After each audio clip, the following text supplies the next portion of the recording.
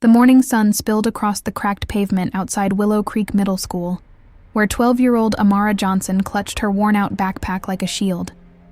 Her notebooks, taped at the corners, held the neat handwriting of a girl who believed hard work could change everything. Her mother always said, "Baby, we might not have much, but your mind will take you farther than any car ever could."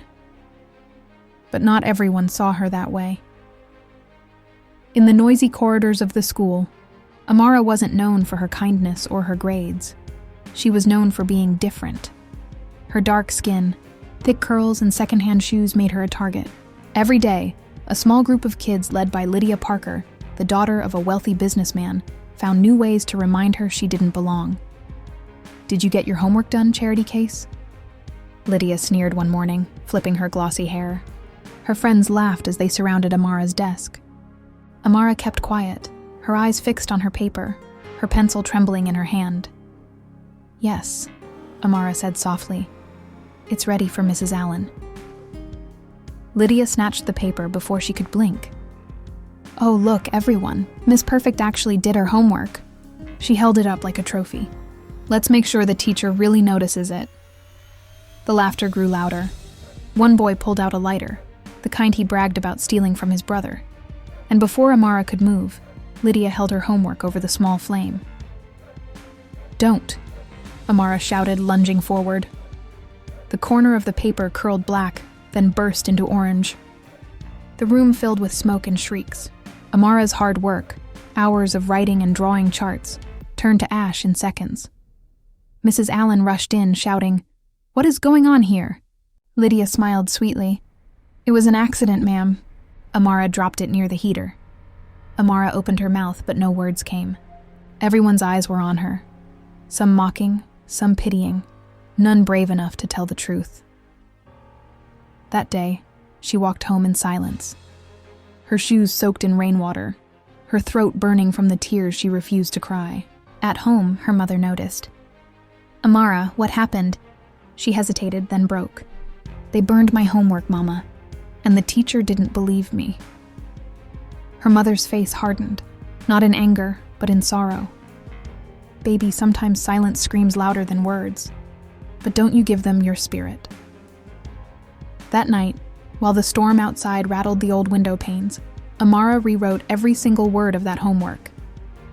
The candle flickered beside her as she worked through her tears, her mother's voice echoing in her heart. "Rise, even when the world tries to bury you." The next morning, the rain had stopped, but inside Amara's heart, the storm hadn't. She stood at the school gate with her backpack, hugging her shoulder and her freshly rewritten homework tucked neatly, inside a plastic cover this time. Her fingers trembled, not from cold, but from fear of what might come next. When she walked into class, whispers floated around like bees circling honey. Lydia and her friends sat at the back, smirking. "Oh, look, she brought a fireproof version today," one of them said, and laughter rippled across the room. Amara ignored them, walked straight to Mrs. Allen's desk, and handed over her paper. "Here's my homework, ma'am," she said, her voice firm this time. Mrs. Allen glanced up, her tone stiff. "Good. Let's hope you didn't drop it this time." The class snickered again. Amara wanted to shout that she hadn't lied, that it was Lydia who had burned it, that it wasn't fair, but she didn't. She just sat, clenched her fists under the desk, and swallowed her anger. Hours passed. The final bell rang. Most students rushed out, but Amara stayed behind to clean her desk. As she packed her bag, Lydia and her two friends appeared at the door.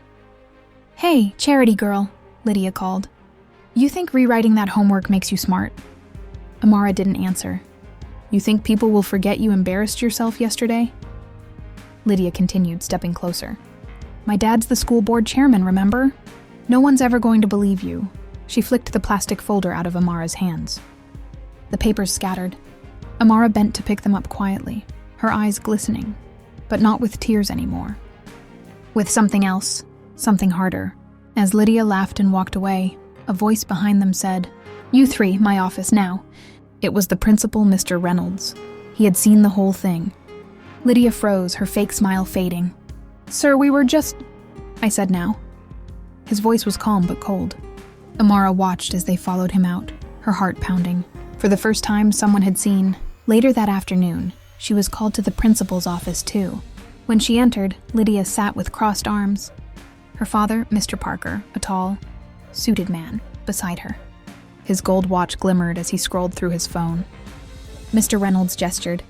"Amara, I've heard some concerning things. I want to ask what really happened yesterday." Before she could speak, Mr. Parker interrupted. "My daughter already told you, Principal. It was an accident. We're not going to entertain false accusations from, well, you know." His tone dripped with superiority. Amara's eyes stung, but she met his gaze steadily. "Sir, I didn't drop my homework." "They burned it." Lydia scoffed. "Prove it." Silence hung in the air. Amara couldn't. There was no video, no witnesses brave enough. The principal sighed, clearly torn. "Mr. Parker will handle this internally." "You'd better," Mr. Parker said, standing up. "Because my donation next month depends on it." He turned to Lydia. "Let's go, sweetheart." They left the room. Amara sat quietly, her heart heavy. Mr. Reynolds placed a hand on the desk. "I believe you, Amara," he said softly. "But sometimes justice takes time." She nodded, trying not to cry. "Thank you, sir." She went home that day thinking the fight was over, that nothing would change. But life had other plans. That night, as the lights flickered in the Johnson household, the phone rang. Her mother answered and froze. "Who?" she said, her voice trembling. Yes, this is Amara's mother." A pause. Then her eyes widened. "The principal? What happened?" She looked at Amara, her face pale. "Baby," she whispered. "He says you need to come to school first thing in the morning." Something happened to Lydia. Amara's heart skipped a beat. "What do you mean, Mama?" Her mother shook her head slowly. "He didn't say, just that it's serious." The wind outside began to howl again, rattling the window just like the night before. Amara looked toward the dark sky, clutching her backpack close. Something was coming, and she didn't know whether to be afraid or hopeful. Morning sunlight crept through the curtains, spilling across Amara's face. She hadn't slept much. The principal's call echoed in her head all night. Something had happened to Lydia. But what? Her mother walked beside her to school, both of them silent. The hallway buzzed with uneasy whispers. When they reached the principal's office, Mr. Reynolds stood waiting with a grave expression. "Amara, Mrs. Johnson, thank you for coming," he said. "I owe you both an explanation." Amara's stomach twisted. "Is Lydia okay?" "She's fine physically," he said carefully. "But something important came to light this morning." He led them into the conference room. Inside sat Lydia, her father, Mr. Parker, and Mrs. Allen, the teacher. Lydia's eyes were red from crying. A tablet lay on the table. Its screen paused on a video. Mr. Reynolds pressed play. The footage came from one of the school's security cameras, a new system installed. Just last week near the classroom door, on screen, Lydia could be seen laughing as she took Amara's homework and held it over the lighter. The moment the paper caught fire, the camera clearly captured her grin. Amara gasped.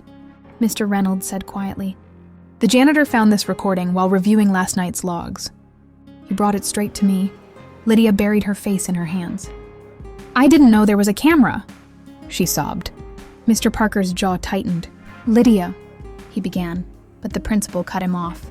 "Mr. Parker, your daughter's actions and your threats violated school policy. The board has already been informed. I've also notified the superintendent." The room fell silent except for the faint hum of the air conditioner. Mrs. Allen looked ashamed. "Amara, I am so sorry. I should have believed you." Amara didn't know what to say. All she could do was stare at the screen, watching her truth finally come alive in pixels. Mr. Parker cleared his throat, his confident tone gone. "Mr. Reynolds, I hope we can handle this privately." "Justice," the principal said firmly, "is not a private matter when it involves humiliation and racism." He turned to Amara. "Your grades, your behavior, your determination, they speak volumes. You will not face punishment for something you didn't do. In fact, I've nominated you for the Student Integrity Award. It comes with a small scholarship fund. You earned it." Amara blinked. "Sir, thank you." Her mother squeezed her hand, eyes glistening. "See, baby? The truth always rises." Mr. Reynolds continued. "As for Lydia, she'll face disciplinary action, community service, and a formal apology." Lydia looked at Amara through tearful eyes. "I don't expect you to forgive me," she said, voice shaking, But I am sorry. I was wrong. Amara hesitated, then nodded slightly. I forgive you, she whispered. Not because you deserve it, but because I don't want to carry your hate inside me. Everyone fell silent. Even Mr. Parker couldn't meet her eyes. That evening, news spread across the school. For the first time, whispers about Amara weren't mocking. They were filled with respect. Kids who once laughed at her now nodded in the halls. Teachers stopped to say hello. At home, her mother cooked her favorite meal, sweet cornbread and soup. You did it, baby, she said, smiling. You kept your dignity when others lost theirs. Amara looked out the window at the glowing sunset. She thought of the burnt paper, the pain, the humiliation, and realized something.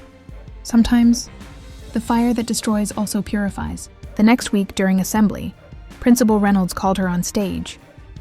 The auditorium erupted in applause as he handed her a framed certificate. Cameras flashed. This award, he announced, goes to a young lady who reminded us that truth may burn slowly, but it never turns to ash. Amara's hands shook as she accepted it. Somewhere in the crowd, Lydia watched quietly, clapping through her tears. After the ceremony, the janitor, the same man who found the footage, walked up to her. You know, he said with a warm grin, sometimes the smallest people make the biggest noise. Amara smiled. Thank you for believing, even when others didn't. He nodded. Keep being you, kid. The world needs that kind of light. As she walked out of the auditorium, sunlight bathed her face again. But this time, it didn't feel heavy. It felt like victory. Not revenge, not pride, just peace. Wa morale. When the world doubts your truth, keep walking with integrity. The fire others start to hurt you might. Just be the light that reveals who you really are.